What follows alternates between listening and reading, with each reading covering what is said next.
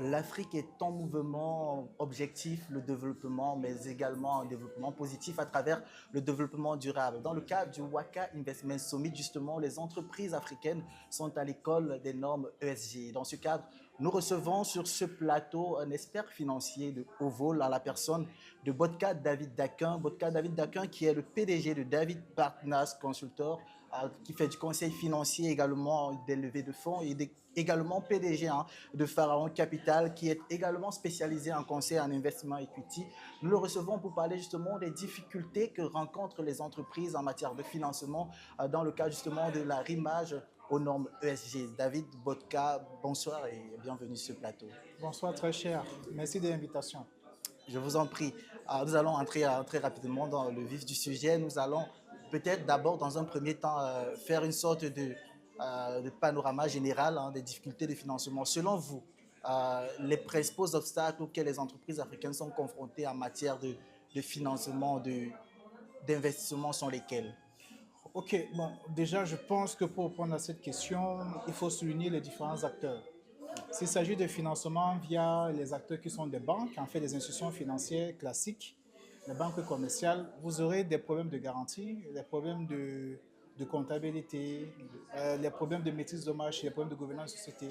Donc c'est généralement ça qui font obstacle aux entreprises pour l'accès au financement via les banques.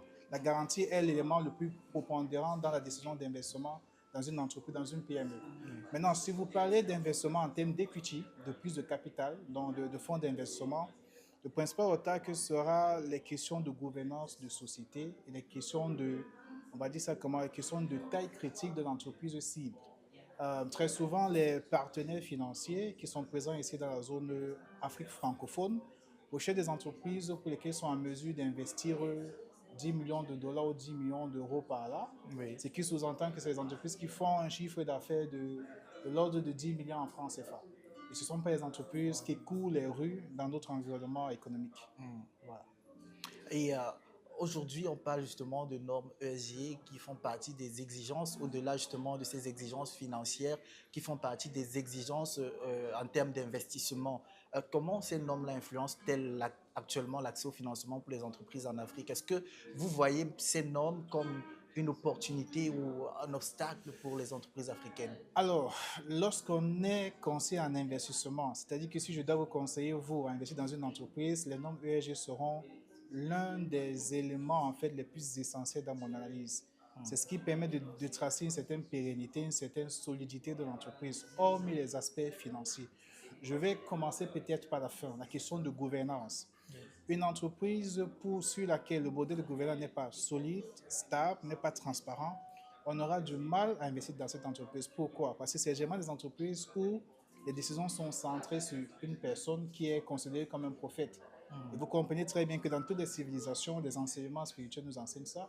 Une fois que le prophète n'est plus, c'est toujours des décombres derrière Tout lui. à fait. Donc c'est exactement le même cas de figure. Donc on a beaucoup plus besoin d'un modèle gouvernant dans cette entreprise où les décisions sont prises de façon collégiale et intègrent l'ensemble des opérationnels d'une société. Et c'est ça donc qui est principalement le principal levier. Donc si la gouvernance de la société n'est pas établie, vous comprenez qu'on ne peut pas investir.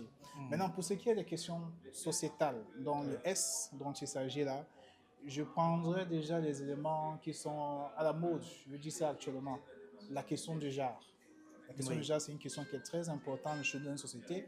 Et jusqu'à présent, je crois que quand vous regardez les postes de haut cadre dans de nos entreprises, qu'elles soient publiques ou bien privées, vous verrez très près de femmes occupant des postes Des postes stratégiques. stratégiques, tout à fait. Pourtant, elles ont deux fois même les mêmes diplômes que nous, deux fois même plus de diplômes que nous, mais on ne les accorde pas cette compétence-là. Et du coup, ça fait en sorte que les entreprises ne sont pas très stables, les entreprises ne sont pas très propenses, ne sont pas très penchées vers le futur. Et ça limite beaucoup en fait le déploiement et même l'encouragement de nos jeunes filles à plus s'éduquer parce qu'elles manquent de modèles de référence pour lesquels elles peuvent donc s'imprégner. Et je dirais l'environnement parce que voilà, prendre soin des autres, c'est prendre soin de soi aussi. Oui. Donc, une entreprise qui se veut exister sur du long terme doit avoir cela comme réflexe. Voilà un peu l'impact des ESG dans une décision d'investissement.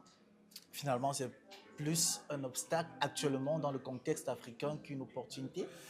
Alors, à chaque fois qu'on dit obstacle, moi je dis toujours opportunité. Parce que lorsque c'est difficile, ça veut dire qu'une fois qu'on a surmonté l'obstacle, en fait, il y a toujours un champ libre derrière soi. Oui. Voyez-vous, aujourd'hui, en faisant une analyse ESG et de donner une bonne notation, vous pouvez bénéficier même de certaines banques en fait de taux préférentiels. Parce qu'en fait, une entreprise qui a un système de ESG établi qui est assez profond va également bénéficier des taux, si on parle de banques, en fait, de taux de crédit très bas. Oui. Parce qu'on court moins de risques d'investir dans cette entreprise-là. Si vous êtes dans une compétition, je crois généralement des fonds d'investissement qui reçoivent 100 dossiers par an. Voilà, s'il faut faire une short liste de cibles à investir, on va d'abord regarder les entreprises pour lesquelles les notes ESG sont les plus élevées. Et aussi, maintenant, on parle déjà de financement vert. Ça veut dire qu'également, il y a beaucoup de fonds d'investissement qui sont uniquement orientés financement vert. Et les ESG sont dans une porte d'entrée vers ce genre de financement qui sont plutôt très venus pour les entreprises africaines, principalement. On remarque quand même il y a d'énormes difficultés de la part des entreprises africaines à se conformer à ces exigences ESG-là qui sont de plus en plus, en tout cas, qui sont de plus en plus réclamées par l'ensemble des investisseurs internationaux. Qu'est-ce qui peut expliquer cette difficulté-là de la part de ces Bon, entreprises? plusieurs choses. Déjà, c'est que des entrepreneurs essayent, mais parfois n'y parviennent pas. Mais il faut souligner aussi que l'intention y est. Cependant, le langage qui est donné dans les normes UEG est un langage que je peux dire unilatéral, Oui. dans le sens que ça n'intègre pas deux fois les réalités africaines. Voyez-vous, la plupart des économies africaines ont 60 ans. Certaines économies européennes ont 500, 600 ans. Donc, du coup, lorsque l'Europe définit, par exemple, ses critères UEG, c'est en fonction de sa nature, sa structure économique, qui n'est pas la nôtre.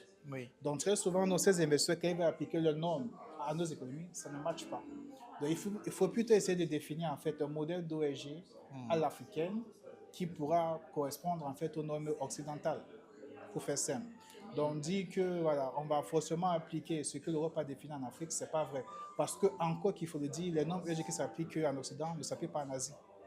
Il faut bien comprendre cela. Oui. Voilà. Lorsque vous parlez justement de contexte, d'adaptation, on va se demander est-ce que finalement les institutions financières locales et même internationales et même les institutions politiques, à travers la volonté politique, n'ont pas un rôle à jouer justement dans la mise en œuvre de ces normes-là pour faciliter l'accès au financement tout en soutenant les entreprises dans ce sens-là.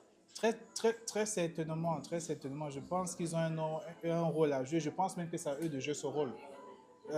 Malheureusement, peut-être ce que nous on observe, c'est que peut-être que les paroles n'est pas écoutées suffisamment.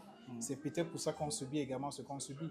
Mais il ne faut pas qu'ils baissent les bras, parce que nous, les entrepreneurs ne baissent pas les bras, donc nos politiciens doivent faire les efforts. Et aussi, il faudrait aussi le souligner, quand vous regardez les pays africains, les banques sont pour la plupart à 90% détenues par des non-africains.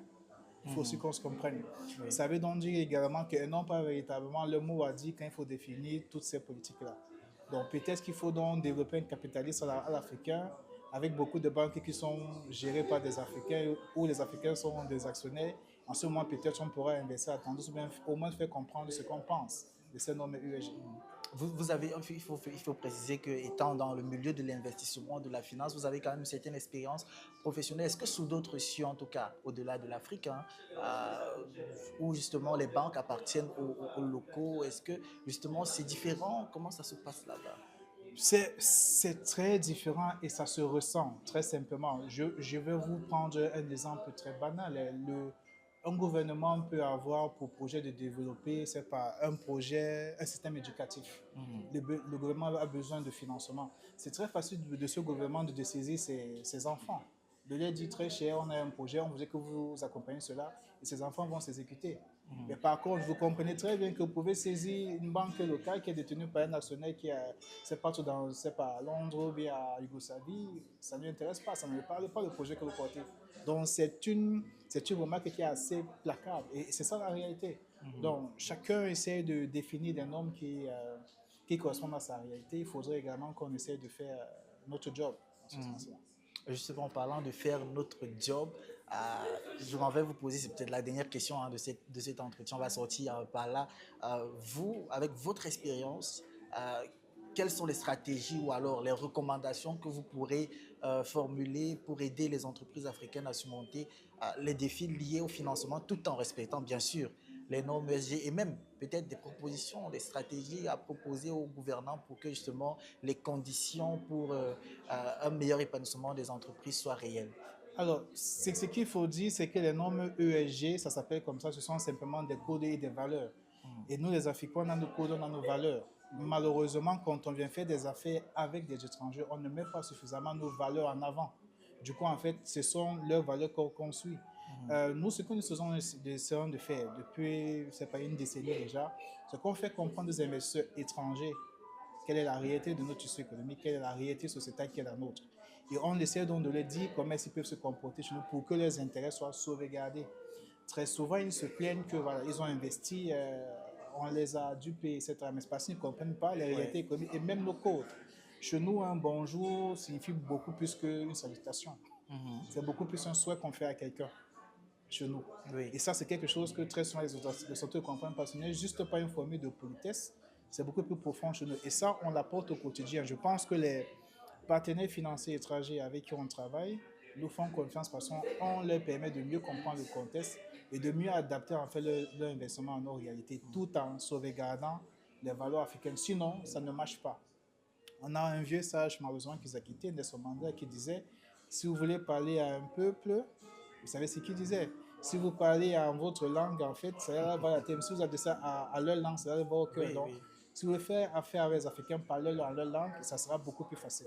Et dans leur langage. Il y va en tout cas de la durabilité La des durabilité, entreprises et même de l'économie africaine. Exactement, c'est ça. En tout cas, merci à vous, David, Bodka David Daquin. Merci d'avoir accepté de répondre à nos questions. Vous qui êtes, il faut le rappeler, le PDG de David Partners Consultor et de Pharaon Capital, tous spécialisés dans le conseil financier, la levée de fonds et bien sûr le conseil en investissement equity. Merci beaucoup. Je vous en prie, c'est moi qui vous remercie. Merci à vous également, mesdames, messieurs. Merci d'avoir suivi cet entretien et nous donnons rendez-vous certainement très prochainement. Au revoir.